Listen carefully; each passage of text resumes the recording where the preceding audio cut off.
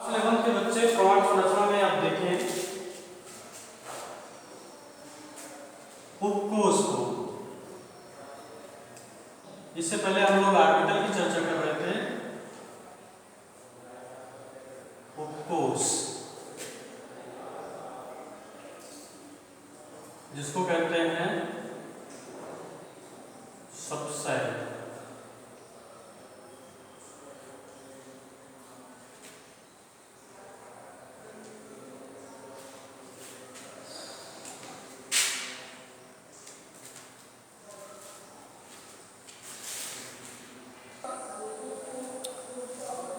तो कोष की चर्चा करते हैं हम लोग।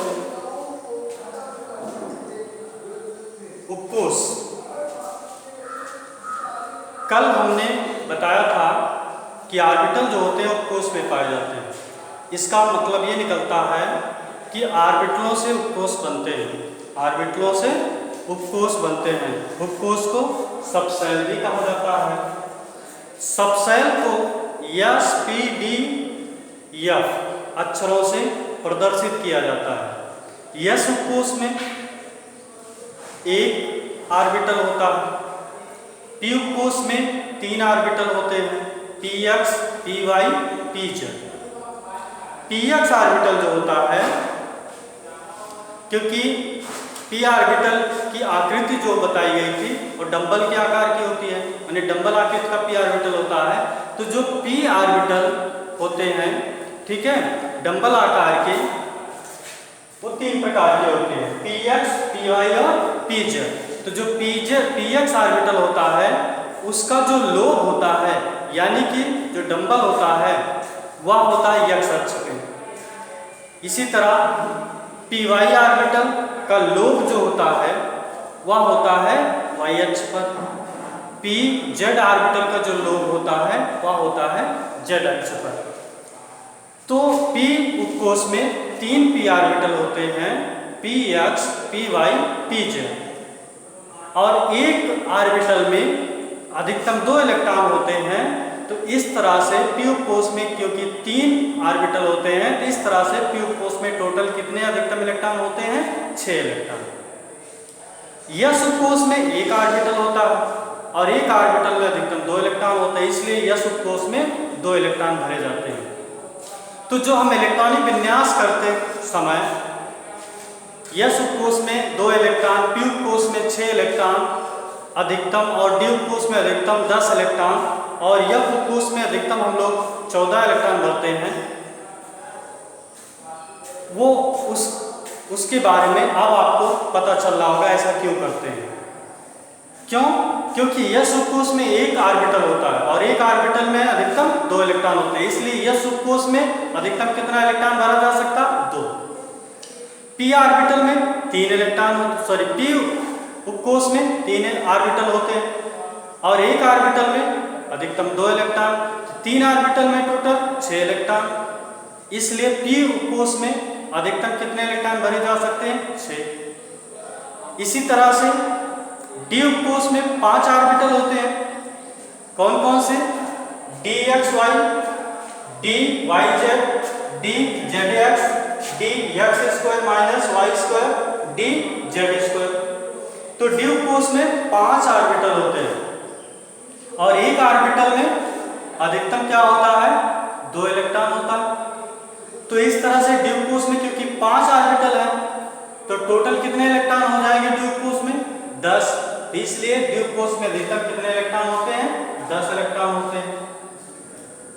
F उपकोष में 7 ऑर्बिटल होते हैं और हम सब जानते हैं कि एक ऑर्बिटल में अधिकतम 2 इलेक्ट्रॉन होता है, तो 7 ऑर्बिटल में अधिकतम कितना इलेक्ट्रॉन हो जाएगा? Total 14 electron. यही कारण है कि F सबसेल में अधिकतम 14 इलेक्ट्रॉन भरा जाता है, F उपकोष में अधिकतम 14 इलेक्ट्रॉन भरा जाता है। तो इतनी तो बात आपको समझ में आ ही गई होगी। जो DXY ऑर्बिटल होता है, क्योंकि D ऑर्बिटल 2 डंबल आकृति का होता है, तो जो DXY ऑर्बिटल होता है इसके दोनों डंबल जो होते हैं X और Y अक्ष के बीच में होते हैं। उसी तरह DYZ ऑर्बिटल जो होता है इसके भी दोनों डंबल, इसके भी लोब जो होते हैं Y और Z अक्ष में होते हैं। DZX ऑर्बिटल जो होता है, इसके दोनों डंबल जो बनते हैं, जो दोनों इसके लोब बनते हैं, वो Z अक्ष और X अक्ष के बीच में बनते हैं। लेकिन जो DX² माइनस Y² ऑर्बिटल होता है, इसके जो दोनों डंबल बनते हैं वो X अक्ष और Y अक्ष पर बनते हैं। DZ² ऑर्बिटल जो है, इसके जो दोनों डंबल बनते हैं वो Z अक्ष पर ही बनते हैं। तो इस तरह से हम उपकोष को समझ सकते हैं, समझ के जो है तैयार कर सकते हैं, जान सकते हैं। ठीक है।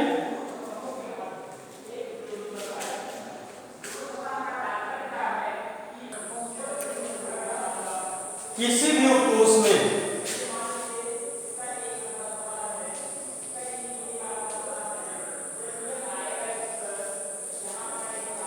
ऑर्बिटलों यानी कि कक्षकों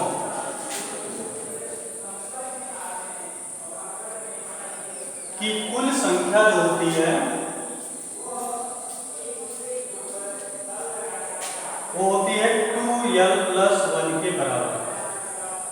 2l+1 के बराबर, जहां l है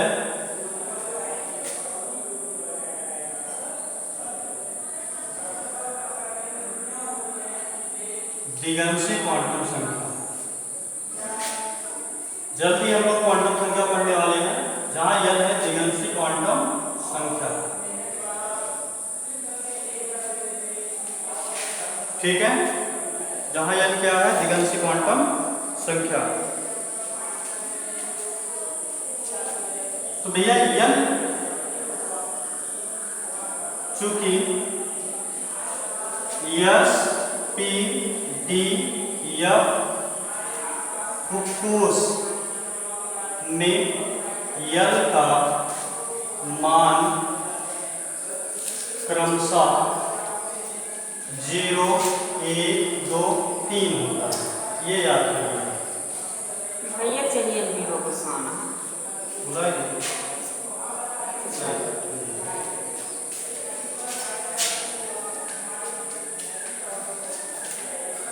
SPDF उपकोष में l का मान जो क्रमशः होता है वो कितना होता है, 0, 1, 2, 3 होता है।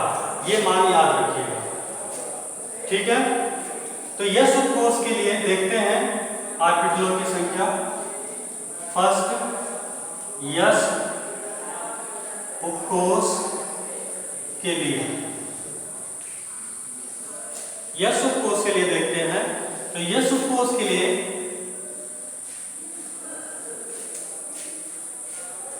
यल का मान क्या होगा, यल बराबर होगा 0। यल बराबर क्या होगा, 0। तो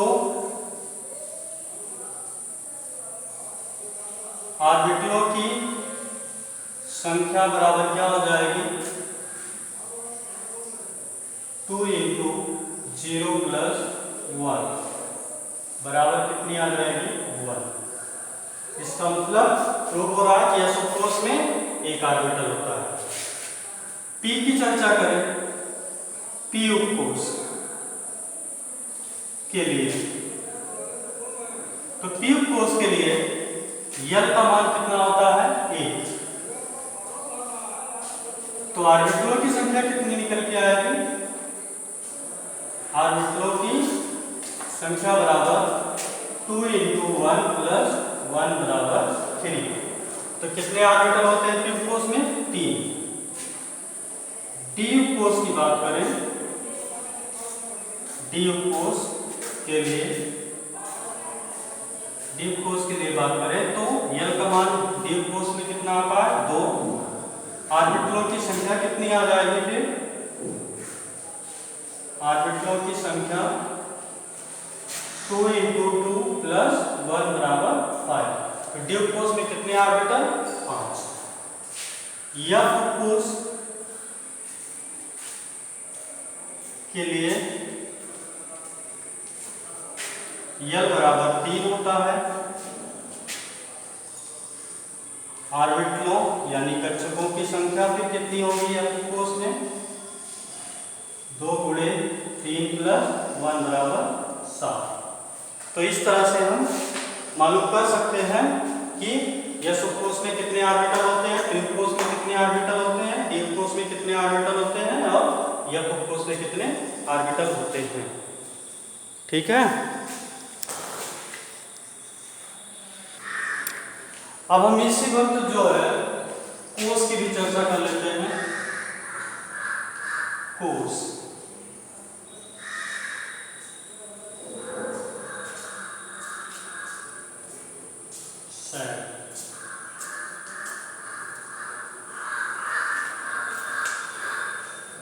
तो जिस तरह से ऑर्बिटलों से उपकोष का निर्माण होता है उसी तरह से उपकोषों से कोष का निर्माण होता है। तो लिख लेंगे उपकोष से कोष बनता है। इसका मतलब है कि उपकोष जो है कहाँ पाया जाता है? कोष में। उपकोष कहाँ पाया जाता है? कोष में। अर्थात उपकोष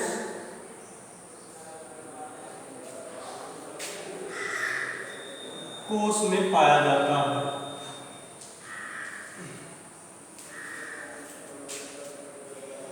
कोष को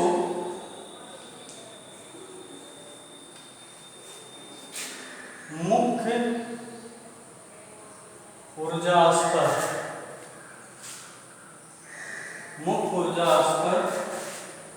भी कहते हैं। इन्हें के एल एम एन देखे होंगे अक्षरों से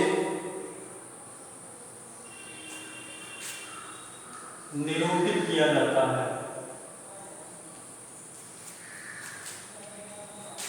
निरूपित किया जाता है।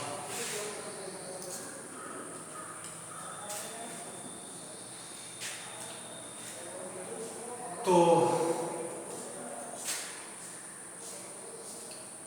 के को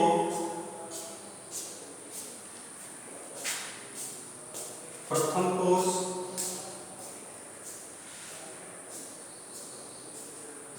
यानी कि पहली कक्षा,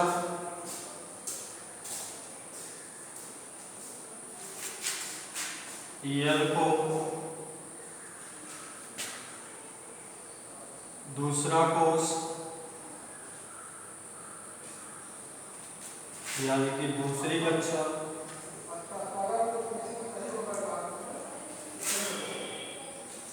यम को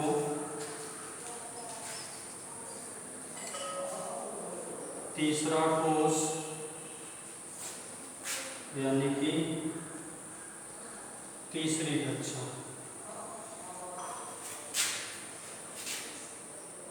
इसी तरह यन को चौथा कोष यानी कि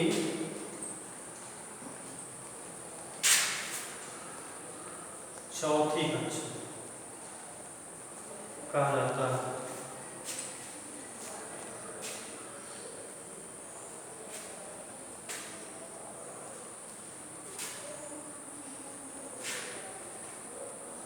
कोष की क्रम संख्या को स्मॉल से प्रदर्शित किया जाता है। n का मान 1, 2, 3, 4 इस तरह से आगे हो सकता है।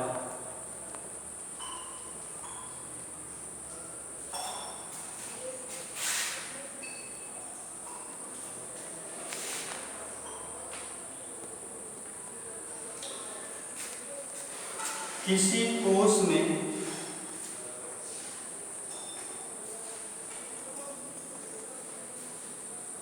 उपकोष की संख्या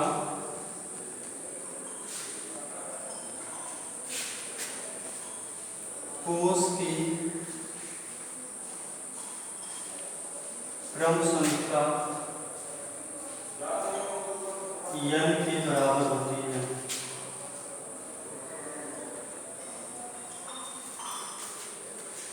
n के बराबर होती है। माने किसी कोष में अगर पूछा जाए कितने कोष होते हैं तो उस कोष की जो क्रम संख्या होती है उतना ही उस कोष में उपकोष भी होता है।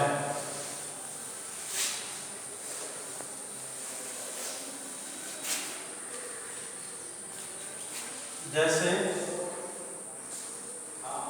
के कोष की बात करें, के कोष में एक उपकोष, एक उपकोष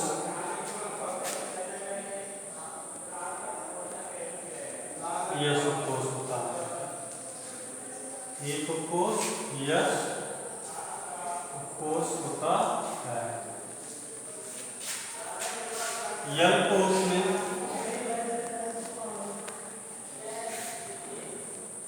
यल कोष में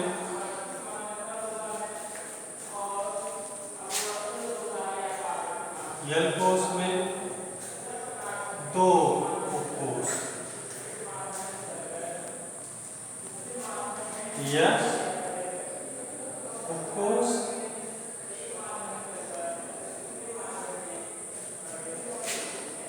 और पी उपकोष।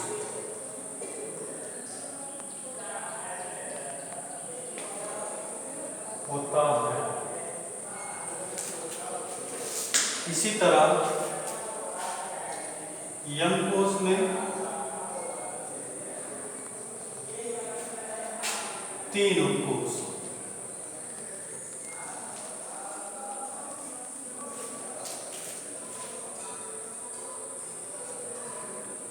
यश उपकोष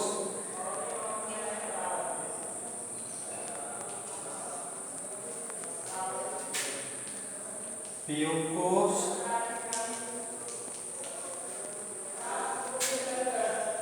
डी उपकोष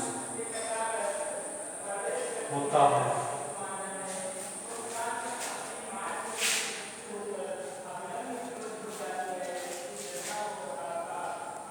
यन कोष में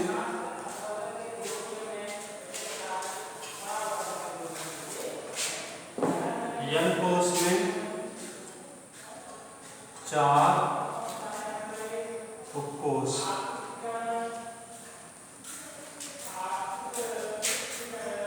यश उपकोष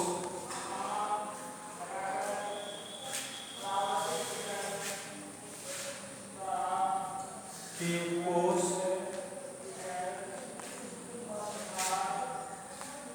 डी उपकोष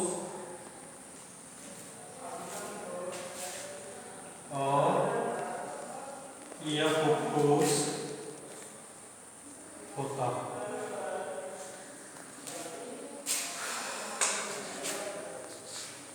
कोष को कक्ष भी कहा जाता है। तो अगला टॉपिक हम लोग पढ़ेंगे कक्षक और कक्ष में अंतर।